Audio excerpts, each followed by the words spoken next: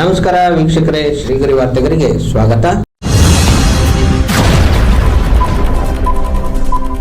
ದಿನಾಂಕ ಆಗಸ್ಟ್ 6, 2026ರಂದು ಮೈಸೂರಿನ ಜೆಎಸ್ಎಸ್ ಹರ್ಬನಾಥ್ನಲ್ಲಿ 12ನೇ ರಾಷ್ಟ್ರೀಯ ಕೈಮಗ್ಗ ದಿನಾಚರಣೆ ಅಂಗವಾಗಿ ಏರ್ಪಡಿಸಿದ್ದ 4 ದಿನಗಳ ಜಿಲ್ಲಾ ಮಟ್ಟದ ಕೈಮಗ್ಗ ಮೇಳಕ್ಕೆ ಶಾಸಕ ಟಿಎಸ್ ಶ್ರೀವತ್ಸ ಚಾಲನೆ ನೀಡಿದರು. ಈ ಸಂದರ್ಭದಲ್ಲಿ ಮೇಟಗಳ್ಳಿ ಠಾಣೆಯ ಪೊಲೀಸ್ ಇನ್ಸ್ಪೆಕ್ಟರ್ ಎಲ್ ಅರುಣ್ ಹಾಗೂ ಜೆಎಸ್ಎಸ್ ಮಹಾವಿದ್ಯಾಪೀಠದ ತಾಂತ್ರಿಕ ಶಿಕ್ಷಣ ವಿಭಾಗದ ಉಪನಿರ್ದೇಶಕ ಬಿ ಇಳಂಗೋವನ್ ರಾಕೇಶ್ ರೈ ಉಪಸ್ಥಿತರಿದ್ದರು.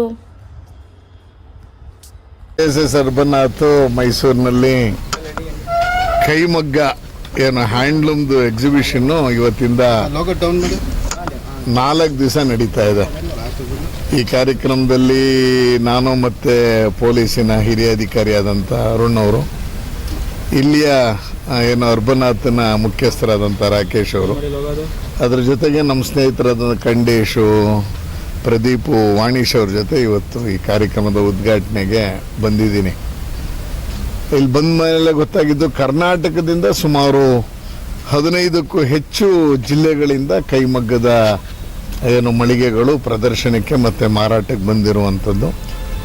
ಭಾರತ ಸರ್ಕಾರದ ಏನು ಜವಳಿ ಮಂತ್ರಾಲಯ ಇದೆ, ನಮ್ಮದು ಟೆಕ್ಸ್ಟೈಲ್ ಇಂಡಸ್ಟ್ರಿ ಇದಕ್ಕೆ ಸಂಬಂಧಪಟ್ಟಂಗೆ, ಅವರ ಅಡಿಯಲ್ಲಿ ನಡೀತಾ ಇರುವಂಥ ಇದು ಎಕ್ಸ್ಪೋ, ಈ ಒಂದು ಕಾರ್ಯಕ್ರಮದ ಉದ್ಘಾಟನೆಯಲ್ಲಿ ಬೇರೆ ಬೇರೆ ರಾಜ್ಯದಿಂದನೂ ಸುಮಾರು 25 ಅಂಗಡಿಗಳು ಬಂದಿದೆ ಅನ್ನುವಂಥದ್ದು.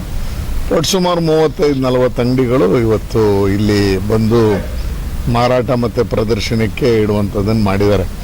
ಈಗಾಗಲೇ ಹ್ಯಾಂಡ್ಲೂಮ್ ಕ್ರೇಜ್ ಗೊತ್ತಿದೆ. ಈಗಾಗಲೇ ಪ್ರಧಾನಮಂತ್ರಿಯವರು ಹೆಚ್ಚು ಸ್ವದೇಶಿಗೆ ಒತ್ತು ಕೊಡಬೇಕು ಅಂತ ಹೇಳ್ತಾ ಇರುವಂಥ ಈ ಸಂದರ್ಭದಲ್ಲಿ ನಮ್ಮದೇ ಕೊಳ್ಳೆಗಾಲದವರಿಗೆ ನಾವು ನೋಡಿದ್ವಿ ಒಂದು ಸ್ಯಾರಿ ಸುಮಾರು 7,000 ರೂಪಾಯಿದು ಪ್ಯೂರ್ ರೇಷ್ಮೆ ಅನ್ನುವಂಥದ್ದನ್ನು ಪ್ರದರ್ಶನಕ್ಕೆ ಇಟ್ಟಿರುವಂಥದ್ದು. ಈಗೆಲ್ಲ ಕಡೆ ಏನಾಗ್ತಿದೆ, ಸಿಲ್ಕ್ ಅನ್ನುವಂಥ ಪ್ರವಾಸಿಗರು ಮೈಸೂರಿನವರು ಅನೇಕ ಸಂದರ್ಭದಲ್ಲಿ ಮೋಸ ಹೋಗ್ತಾರೆ ಅಂತ ನಾವು ನೋಡ್ತೀವಿ, ಅನೇಕ ವಾಚಕರವಾಣಿಗಳಲ್ಲಿ ನೋಡ್ತೀವಿ. ಆದರೆ ಜೆಎಸ್ಎಸ್ ಹರ್ಬನಾಥಕ್ಕೆ ಬಂದರೆ ವಿವಿಧ ರಾಜ್ಯದ ವಿವಿಧ ನಮೂನೆಯ ವಿವಿಧ ಸಿಲ್ಕು ಹ್ಯಾಂಡ್ಲೂಮ್ ಸ್ಯಾರೀಸು ಸಿಗುತ್ತೆ, ಹ್ಯಾಂಡ್ಲೂಮ್ ಐಟಮ್ಸು ಸಿಗುತ್ತೆ. ದಯಮಾಡಿ ಮೈಸೂರಿನ ನಾಗರಿಕರು ಇದರ ಪ್ರಯೋಜನವನ್ನು ಪಡ್ಕೋಬೇಕು ಅನ್ನುವಂಥದ್ದನ್ನು ಮನವಿ ಮಾಡ್ತೀನಿ. ಜೆಎಸ್ಎಸ್ ಹರ್ಬನಾಥಲ್ಲಿ ಒಂದೇನಾಗ್ತಿದೆ ಅಂದರೆ, ಇಲ್ಲಿ ಎಲ್ಲವೂ ಒಂದೇ ಅಡಿಯಲ್ಲಿ ನಡೀತಾ ಇದೆ. ಉಳ್ಕೊಳ್ಳೋಕೆ ವ್ಯವಸ್ಥೆ, ಇಲ್ಲೊಂದು ಕ್ಯಾಂಟೀನು, ಅಚ್ಚುಕಟ್ಟಾದಂಥ ವ್ಯವಸ್ಥೆ ಮಾಡ್ತಾ ಇರೋ ಕಾರಣಕ್ಕೆ ಬರುವಂಥವ್ರಿಗೂ ಒಂದು ಒಳ್ಳೆಯ ಲಾಭದ ಅಂಶವನ್ನು ತೆಗೆದುಕೊಂಡು ಹೋಗ್ತಾ ಇದ್ದಾರೆ. ಸೊ ಇನ್ನು 4 ದಿವಸ ಕೈಮಗ್ಗದ್ದು ಹ್ಯಾಂಡ್ಲೂಮ್ದು ಏನು ಎಕ್ಸಿಬಿಷನ್ ನಡೀತಾ ಇದೆ, ಅದರ ಲಾಭವನ್ನು ಚೆನ್ನಾಗಿ ತಗೊಂಡು ಹೋಗಲಿ ಎನ್ನುವಂಥ ಆಶಯವನ್ನು ಈ ಸಂದರ್ಭದಲ್ಲಿ ವ್ಯಕ್ತಪಡಿಸ್ತೀನಿ. ಸಚಿವ ಸಂಪುಟದಲ್ಲಿ ಮಹಿಳೆಯರಿಗೆ ಸ್ಥಾನ ಕೊಟ್ಟಿಲ್ಲ ಅಂತ ನೀವೊಂದು ಆರೋಪ ಮಾಡ್ತಾರೆ ಬಿಜೆಪಿಯಿಂದ. ಸೊ ಅವ್ರು ಹೇಳ್ತಾರೆ ನೀಟ್ ಪರೀಕ್ಷೆಯಲ್ಲಿ ಹೆಣ್ಮಕ್ಳಿಗೆ ಲಾಠಿ ಚಾರ್ಜ್ ಮಾಡ್ತಾರೆ. ಸೊ ಇದನ್ನೇ ಕೇಳ್ತಿರೋರು ಇದನ್ನ ಯಾಕೆ ಕೇಳ್ತಾರೆ, ಅವ್ರ ನೈತಿಕತೆ ಇಲ್ಲ ಅಂತ ಹೇಳ್ತಾರೆ. ಏನದ ನರೇಂದ್ರ ಸ್ವಾಮಿಯವರು ಇನ್ನೂ 48 ಗಂಟೆ ಕಾಲ ಆಗಿದೆ ಮಂತ್ರಿಯಾಗಿ. ಎಲ್ಲಾದರೂ ಮಹಿಳೆಯರದು ಕೂಗು ಬಂದಾಗ ಅಕಸ್ಮಾತ್ ಎಲ್ಲಾದರೂ ಯಾರನ್ನಾರು ಡ್ರಾಪ್ ಮಾಡುವಂಥ ಸಂದರ್ಭದಲ್ಲಿ ಅವ್ರನ್ನೇನಾದ್ರು ಬಿಟ್ಬಿಡ್ತಾರೆ ಅಂತ ಭಯ ಇರ್ಬೋದು, ಏನೋ ಗೊತ್ತಿಲ್ಲ. ಯಾಕಂದರೆ ನಯನ ಮೋಟಮ್ಮ ಅವರು ನಾನು ಸಚಿವರ ಆಕಾಂಕ್ಷಿ ಅಂತ ಹೇಳ್ತಾ ಇದ್ದಾರೆ. ಮಹಿಳೆಯರ ಬಗ್ಗೆ ಮಾತಾಡೋದೇ ತಪ್ಪು, ಕೋಟಾ ಬಗ್ಗೆ ಮಾತಾಡೋದೇ ತಪ್ಪು, ಜಿಲ್ಲೆ ಬಗ್ಗೆ ಮಾತಾಡೋದೇ ತಪ್ಪು ಅಂತ ಆಗ್ಬಿಟ್ರೆ ಹೇಗೆ ಮಾಡೋದು ನಾವು? ರಾಜಕಾರಣ ಅಂದರೆ ಎಲ್ಲವನ್ನೂ ಕ್ರೋಢೀಕರಿಸಿನೇ ನಾವು ನೋಡೋದು. ಮಹಿಳೆಯರನ್ನೂ ನೋಡ್ತೀವಿ. ಈಗ ಬ್ರಾಹ್ಮಣರು ಕೊಡಲಿಲ್ಲ ಅಂತ ಒಂದು ಕೂಗು ಬಂತಪ್ಪ, ಹಂಗಾರೆ ಅದು ಮಾತಾಡೋದು ತಪ್ಪ? ಅಂದರೆ ರಾಜಕೀಯದಲ್ಲಿ ಎಲ್ಲವನ್ನು ಕ್ರೋಢೀಕರಿಸ್ಕೊಂಡು ಒಂದೇ ಸಮುದಾಯಕ್ಕೆ ಹೆಚ್ಚು ಕೊಟ್ಟಿದ್ದಾರೆ, ಒಂದು ಸಮುದಾಯಕ್ಕೆ ಕಡಿಮೆ ಕೊಟ್ಟಿದ್ದಾರೆ, ಅದು ಅವರವರ ಇಚ್ಛೆಗೆ ಇಷ್ಟಕ್ಕೆ ಬಿಟ್ಟಿದ್ದು. ಕೊಡಲಿಲ್ಲ ಅನ್ನುವಂಥದ್ದು ವಿರೋಧ ಪಕ್ಷ ಇರೋದೇನೆ ಏನಾದರೂ ತಪ್ಪನ್ನು ಹುಡುಕೋಕ್ಕೇನೆ. ಅದರಲ್ಲಿ ಸಚಿವ ಸಂಪುಟದ ವಿಸ್ತರಣೆಯಲ್ಲಿ ಮಹಿಳೆ ಕೊಟ್ಟಿಲ್ಲ ಅನ್ನುವಂಥದ್ದು ಮತ್ತು ಒಂದೇ ಸ್ಥಾನ ಉಳಿದಿರೋದೀಗ. ಅದನ್ನು ಮಹಿಳೆಯರಿಗೆ ಕೊಡ್ತಾರ, ಬೇರೆ ಶಾಸಕರಿಗೆ ಕೊಡ್ತಾರ ಅನ್ನೋದು, ಮಹಿಳೆಯರಿಗೆ ಕೊಡಬೇಕು ಅನ್ನುವಂಥ ಕೂಗನ್ನು ಹೇಳ್ತಾ ಇದ್ದೀವಿ. ಹಾಗಾಗಿ ನರೇಂದ್ರ ಸ್ವಾಮಿಯವರು ಹೇಳಿರ್ಬೋದೇನೋ, ನೋಡೋಣ. ಇನ್ನೂ 48 ಗಂಟೆ ಕಾಲ ಆಗಿದೆ, ಹೆಂಗೆ ಟೇಕ್ ಆಫ್ ಆಗುತ್ತೆ ನೋಡೋಣ. ಇದು ಇನ್ನು ಸಚಿವ ಸಂಪುಟ ವಿಸ್ತರಣೆ ವೇಳೆ ಮೈಸೂರು ಜಿಲ್ಲೆನ ಏನಾದರೂ ಕಡೆಗಣಿಸುತ್ತಾ ಇಲ್ಲಿ ಸಾಕಷ್ಟು ಚೇಂಜಸ್ ಅಂತ ಸರ್ ಆಕಾಂಕ್ಷೆಗಳು ತನ್ವೀರ್ ಸೇಠ್ ಅವರು ಯಾಕೆಂದ್ರೆ ಅವ್ರನ್ನೇ ಪವರ್ ಸೆಂಟರ್ ಆಗಿ ಮಾಡಬೇಕು ಅನ್ನೋದೊಂದು ಆಗಿದೆ. ಅಲ್ಲ, ತನ್ವೀರ್ ಸೇಠ್ ಅವರು ಸಹಜವಾಗಿ ಒಬ್ಬರು ಒಳ್ಳೆಯ ಸಚಿವರಾಗುವಂಥ ಅರ್ಹತೆ ಇರುವಂಥ ಕ್ಯಾಂಡಿಡೇಟ್ ಆಗಿದ್ದರು.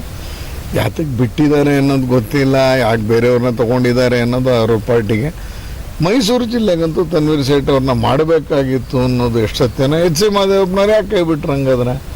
ಎಚ್ ಸಿ ಮಹದೇವಪ್ಪನವರು ಕಳೆದ 2-3 ವರ್ಷದಿಂದ ಅನೇಕ ಕಾರ್ಯಕ್ರಮಗಳಲ್ಲಿ ಭಾಗವಹಿಸ್ಕೊಂಡು ಓಡಾಡ್ಕೊಂಡಿದ್ದಾನೆ. ಎಚ್ ಸಿ ಮಹದೇವಪ್ಪನವರು ಬಿಟ್ಟಿದ್ದಕ್ಕೂ ಕಾರಣ ಇಲ್ಲ ನಮ್ಮ ಹತ್ರ. ಹಾಗಾಗಿ ಎರಡೂ ನಮ್ಮ ಜಿಲ್ಲೆಗೆ ವೆಂಕಟೇಶ್ ಅವ್ರನ್ನ ಬಿಟ್ಟಿದ್ದಕ್ಕಾದರೂ ಒಕ್ಕಲಿಗರ ಕೋಟ ಜಾಸ್ತಿ ಆಯ್ತೇನೋ ಅಂತ ಅನ್ಕೋಬಹುದು.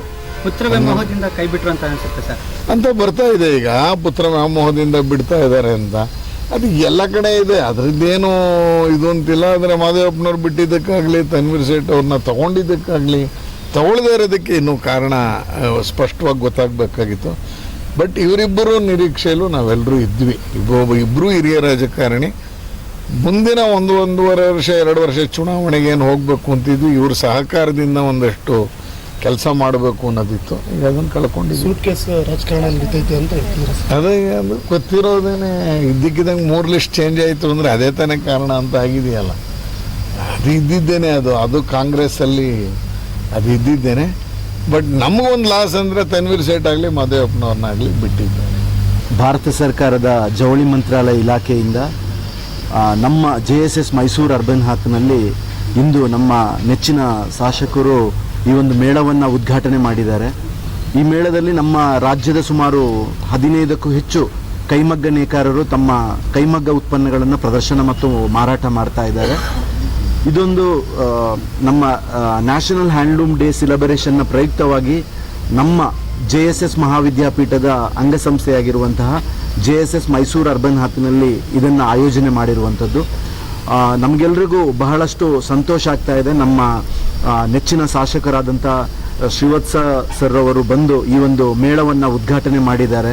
ನಮ್ಮ ಆಸೆ ಮತ್ತು ಕೋರಿಕೆ ಇಷ್ಟೇ, ಮೈಸೂರಿನ ಜನತೆ ಈ ಒಂದು ವಿಶೇಷವಾದ ಕೈಮಗ್ಗ ಮೇಳಕ್ಕೆ ಹೆಚ್ಚಿನ ಸಂಖ್ಯೆಯಲ್ಲಿ ಬಂದು ನಮ್ಮ ಕರ್ನಾಟಕ ರಾಜ್ಯದ ಕೈಮಗ್ಗ ನೇಕಾರರನ್ನು ಕೈಮಗ್ಗ ಉತ್ಪನ್ನಗಳನ್ನು ಖರೀದಿಸುವುದರ ಮೂಲಕ ಪ್ರೋತ್ಸಾಹಿಸಬೇಕೆಂದು ನಾನು JSS ಮೈಸೂರು ಅರ್ಬನ್ ಹಾತ್ನ ಪರವಾಗಿ ತಮ್ಮೆಲ್ಲರಲ್ಲಿ ವಿನಂತಿಯನ್ನು ಮಾಡ್ತಾ ಇದ್ದೀನಿ. ಈ ಮೇಳ ಇಂದಿನಿಂದ 4 ದಿನಗಳ ಕಾಲ, ಅಂದರೆ 6, 7, 8, 9 4 ದಿನಗಳ ಕಾಲ ನಮ್ಮ JSS ಮೈಸೂರು ಅರ್ಬನ್ ಹಾತ್ನಲ್ಲಿ ನಡೆಯಲಿಕ್ಕಿದೆ.